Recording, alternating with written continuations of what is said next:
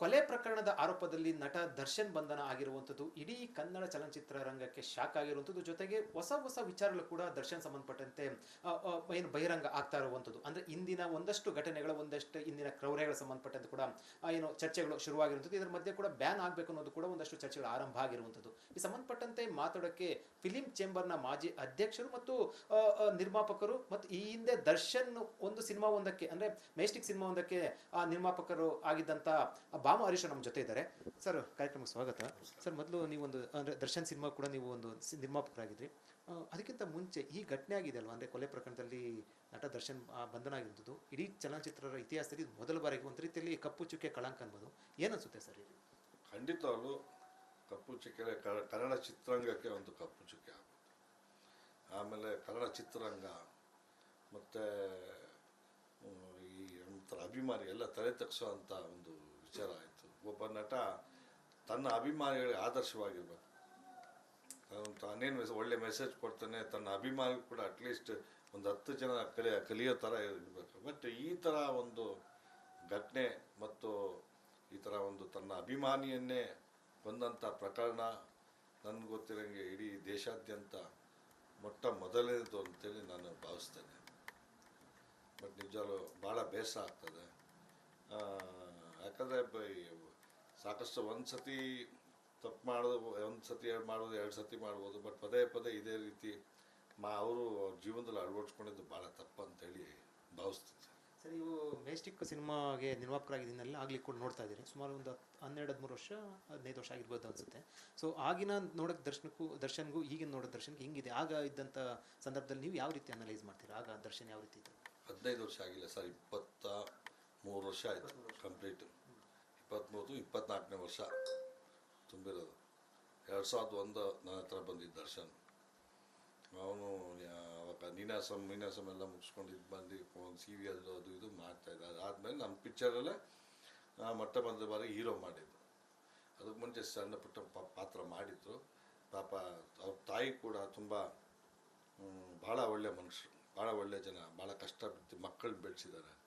ತುಂಬ ಸಂಸ್ಕಾರವಂತವಾಗಿದ್ದ ನಿಜವಾದ ದರ್ಶನ್ನು. ಹೆಂಗಿದ್ದ ಅಂತ ಹೇಳಿದರೆ ನಯ, ವಿನಯತೆ, ನಮ್ರತೆ, ಆ ಒಂದು ತುಂಬ ಒಳ್ಳೆ ಹುಡುಗನಾಗಿ ಇಬ್ಬರೂ ಅಷ್ಟೇ ಒಳ್ಳೆ ಹುಡುಗರು. ಮಾತ್ರ ನಮ್ಮ ದರ್ಶನ್ ಆಗಲಿ ದಿನೂ ಆಗಲಿ ಆ ಥರ ಬೆಳೆಸಿದ್ರು.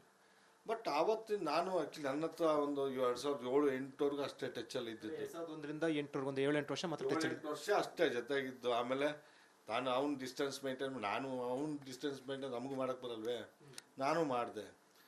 ಅಷ್ಟು ಬಿಟ್ಟರೆ ಅಲ್ಲಿವ್ರು ನಮಗೂ ಅವ್ನಿಗೆ ಏನೂ ಟಚ್ಚೇ ಇಲ್ಲ. ಇನ್ನು ಅವ್ರ ತಮ್ಮ ಅವರಾದರೂ ಸಿಗೋರು, ದಿನೂ ಕಷ್ಟ ಸುಖ ಮಾತಾಡ್ತಿದ್ರು. ಬರೀ ನಮ್ಮಿಬ್ಬರದ್ದು ಬೇರೆ ಏನು ವಿಚಾರ ಮಾತಾಡ್ತಾ ಇರಲಿಲ್ಲ, ಅಷ್ಟು ಮಾತಾಡ್ತಿದ್ವಿ. ಬಟ್ ಇವತ್ತು ದಿನಾಕರ್ ಸಿಗ್ತಾನೆ, ಮಾತಾಡ್ತೀನಿ. ಬಟ್ ದರ್ಶನ್, ನಾನು ನನ್ನ ಮಗಳದ್ದು ಲಾಸ್ಟ್ ಮಂತ್ ಮದುವೆ ಆಯಿತು. ಅವಾಗ ಒಂದು ಸತಿ ಫೋನಲ್ಲಿ ಮಾತಾಡಿದೆ ಅಷ್ಟೆ. ದರ್ಶನ್ಗೆ ಇನ್ವೈಟ್ ಮಾಡಿದೆ, ಬರ್ಬೇಕು ದರ್ಶನ್ ಮಗಳ ಮದುವೆ ಅಂತೇಳಿ, ಬರ್ತೀನಿ ಊರುಗಳೇ ಹಂಗೆ ಹಿಂಗೆ ಅಂತೇಳಿ ಪಾಪ ಮಾತಾಡಿದೆ. ಅಷ್ಟು ಬಿಟ್ಟರೆ ನನಗೂ ಅವ್ನು ಟಚ್ಚೇ ಇಲ್ಲ. ಸರ್, 2001ರಿಂದ 8ವರೆಗೂ ಜೊತೆಲಿದ್ರಿ. ನಂತರ ಯಾಕೆ ಸರ್ ಡಿಸ್ಟೆನ್ಸ್ ಮೇಂಟೈನ್? ಏನೋ ಒಂದು ಕಾರಣ, ಚುನಾವಣೆ ಸಂಬಂಧಪಟ್ಟಂತೆ ಒಕ್ಕಲಿಗರ ಸಂಘ ಚುನಾವಣೆಯಲ್ಲಿ ಏನೋ ಒಂದು ಮಾತು ನಿಜನಾ ಸರ್? ಅದು ಒಕ್ಕಲಿಗರ ಸಂಘದ ಚುನಾವಣೆ ಇತ್ತು. ಆವಾಗ ಈ ನಮ್ಮ ಕೆಂಚಪ್ಪಗೌಡರ ಅಧ್ಯಕ್ಷ ಆಗ ಮುಂಚೆ ಎಲೆಕ್ಷನ್ ಆಯಿತು. ಆವಾಗ ಸರಿ ಚನ್ನಪಟ್ಟಣದಲ್ಲಿ ಕ್ಯಾಂಪೇನಿಂಗ್ ಹೋಗಿದ್ದು. ಅವ್ರ ಗ್ರೂಪ್ಗೆ ನಾವು ಸಪೋರ್ಟ್ ಮಾಡ್ತಾಯಿದ್ದು. ಕ್ಯಾಂಪೇನಿಂಗ್ ಹೋಗ್ಬೇಕಾದ್ರೆ ಅಲ್ಲೆಲ್ಲ ಸುಮಾರು ಅಲ್ಲಿ ನಮ್ಮ ರಾಮನಗರ ಜಿಲ್ಲೆಯ ಪ್ರತಿಯೊಬ್ಬರು ನಾಯಕರುಗಳೆಲ್ಲ ಸೇರ್ಕೊಂಡು 700-800 ಜನ ಸೇರಿಕೊಂಡಿದ್ರು. ಅಲ್ಲಿ ನಾನು ಹೋದೇಟ್ಗೆ ಎಲ್ಲ ಪ್ರತಿಯೊಬ್ಬರು ಸರ್ ದರ್ಶನ್ ಗೌಡರು ಬಂದಿಲ್ವ ಅಂತೇಳಿ ನನ್ನನ್ನು ಎಲ್ಲ ಪಾಪ ಅವರು ಹೇಳಿದ್ರು, ಜನರಲಾಗಿ ಕೇಳಿದರು. ಪಾಪ ಅವ್ರಿಗೇನು ಗೊತ್ತಿದೆ. ಆಮೇಲೆ ಸರಿ ಚುನಾವಣೆ ಮಾತಾಡೋ ಸಂದರ್ಭದಲ್ಲಿ ನನ್ನ ಸರ್ದಿ ಬಂದಾಗ ನಾನು ಹೇಳಿದೆ, ಯಾಕಂದರೆ ನಾವು ನಮ್ಮ ಸಮುದಾಯವರು, ದರ್ಶನ್ ಅವ್ರ ಸಮುದಾಯ ಬೇರೆ ಇದೆ, ಅವರು ನಮ್ಮ ಸಮುದಾಯಕ್ಕೆ ಸಂಬಂಧಪಟ್ಟವ್ರಲ್ಲ ಅವರು.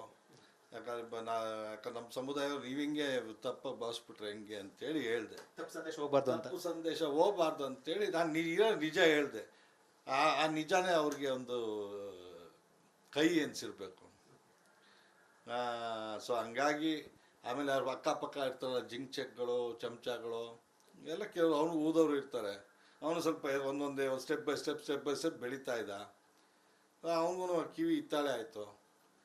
ನಮ್ಮನ್ನು ದೂರ ಮಾಡ್ಕೊಂಡು ನಾವು ಹಂಗೆ ಇದ್ದು, ಅವನು ಹಂಗೆ ಇದ್ದಾನೆ. ಒಳ್ಳೆ ಆಮೇಲೆ ನಾವು ದೂರದಿಂದ ಹರಿಸ್ತಾ ಇದ್ದೋ ಅವ್ನು ಹರಿಸ್ತಾನೆ ಬಿಡ್ತಾನೆ. ನಾನಂತೂ ದರ್ಶನ್ ಒಳ್ಳೇದಾಗಲಿ ಅಂತಲೇ ಹೇಳ್ತಾ ಇದ್ದೆ. ಮೊದಲ ಮೂವಿ ಮಾಡಿದ್ದು ಮೆಜೆಸ್ಟಿಕ್ ಮೂವಿ. ಸೊ ಅದಾದ ನಂತರ ನಿಮ್ಗೆ ಅದೇ ಗೌರವ ಇತ್ತಾ ಅಥವಾ ಬೇರೆ ಏನೋ ಸ್ವಲ್ಪ ಬೇರೆ ರೀತಿ ನಡವಳಿಕೆ ಇತ್ತಾ ಅವ್ರಿಗೆ ದರ್ಶನ್ಗೆ? ಸರ್ ಯಾರು ಗೌರವ ಕೊಡ್ತಾರೆ ಅದೆಲ್ಲ ನಾವು ಎಕ್ಸ್ಪೆಕ್ಟೇಷನ್ ಮಾಡಬಾರ್ದು. ಬಟ್ ಅವ್ನು ಸಿಕ್ತಾಗ ನಗೋನು ಮಾಡೋನು. ನಾವು ಆ್ಯಕ್ಚುಲಿ ನಾವು ಗೌರವ ಉಳಿಸ್ಕೊಳ್ಳೋದು ಕಲಿಬೇಕು. ಅವ್ರು ಒಂದೇ ಮೂವಿ ಮಾಡಿದಲ್ಲ ಸರ್ ನೀವು ಏನು ಮೆಜೆಸ್ಟಿಕ್ ಮಾತ್ರ, ಮತ್ತೆ ನಂತರ ಮಾಡಕ್ಕೆ ಹೋಗಿಲ್ಲ ಅವ್ರ ಜೊತೆ? ನಮ್ಗೆ ಆ ಭಾಗ್ಯ ಇನ್ನೊಂದು ಮಾಡೋ ಭಾಗ್ಯ ನಮ್ಗೆ ಸಿಗಲಿಲ್ಲ ಸರ್. ಇನ್ನು ಕಾಲ್ ಸಿಕ್ಬಿಟ್ಟು ಇನ್ನೊಂದು ಮಾಡೋ ಭಾಗ್ಯ ಬೇಕಲ್ಲ ನಮಗೂ. ಯಾಕಂದ್ರೆ ಒಂದು ಯಾವುದೇ ಒಂದು ಋಣಾನ್ ಸಂಬಂಧ ಇರಬೇಕು. ಮೆಜೆಸ್ಟಿಕ್ ಅನ್ನೋದು ಸಾಕಷ್ಟು ಹಿಂದೆಗಡೆ ಸುದೀಪ್ ಮಾಡಬೇಕಾಯ್ತು, ದೀಪಕ್ ಮಾಡಬೇಕಾಯ್ತು, ಇವೆಲ್ಲ ಇತ್ತು. ಆಮೇಲೆ ದರ್ಶನ್ ಮಾಡಿದ್ದು. ಅದಾದಮೇಲೆ ಆ್ಯಕ್ಚುಲಿ ಅದು ಆ ಒಂದು ಸಬ್ಜೆಕ್ಟ್ಗೆ ಪ್ರತಿಯೊಂದು ಹೆಣ್ಣಿನ ಋಣ ಮಣ್ಣಿನ ಋಣ ಅಂದರೆ ಹಂಗೂ ಸಿನಿಮಾದು ಋಣ ಇರುತ್ತೆ. ಈ ಒಂದು ಸಬ್ಜೆಕ್ಟ್ ಇಂಥವನ್ನೇ ಆ್ಯಕ್ಟ್ ಮಾಡಬೇಕು, ಇಂಥವನ್ನೇ ಡೈರೆಕ್ಟ್ ಮಾಡಬೇಕು.